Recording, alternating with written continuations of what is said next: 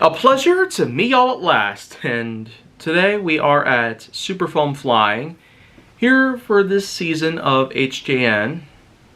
It's season 5 in particular, and we're certainly getting pretty close to a point where I can simply call it quits with this series. Being that it has been about 6 years, not even, since I first started doing this. It really has been quite a long road. Lots of creativity has come into mind, and I've had a lot of motivation to help keep me going right here. And I'm also pretty sure that someday I will also have lots of new content to make as the years go on. Though, of course, I'm not so sure about how that would work out from here going forward. But now's the time where I actually talk a bit about another product of the Rebel line itself.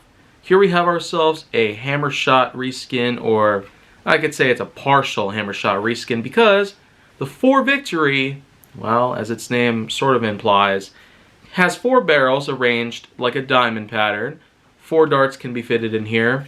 There's a small tack rail on top, and I really gotta say, of all blasters that I've had that have some pretty fine, smooth, round handles like so, I'd say this one is probably one of the best I've held. It's a little bit small, I'll give it that. It probably could use a little better shaping and a bit of molding. Maybe some epoxy putty would have to do.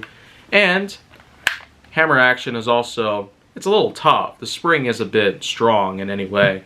But you know what though? It certainly does pretty good in terms of performance. I was able to get at least 50 feet with each shot. So, of course, it does have itself smart AR system, so even if you have a dart loaded in the top barrel when it could be in this barrel, well, it'll fire it off. Having a smart AR system pretty much is handy by all accounts. And I feel like that, apart from it being a really nice hammer action blaster, well, there's the twirling effectiveness.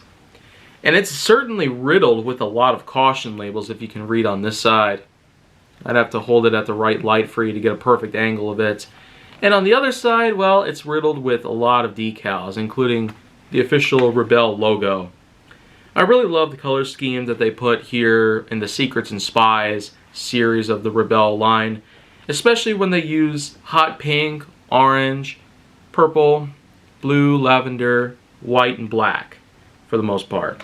That's quite a color combo, and a lot of you probably know by now exactly how I feel about unique color combinations like this. Still, it's probably nothing all too big by this point, because I've seen pretty much better than this. But you know what?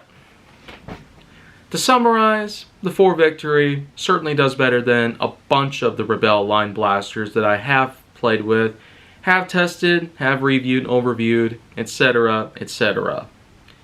So if you want to see more, go down to my channel to make sure that you like, subscribe, comment, follow me on social media, and stay on the Hollywood side.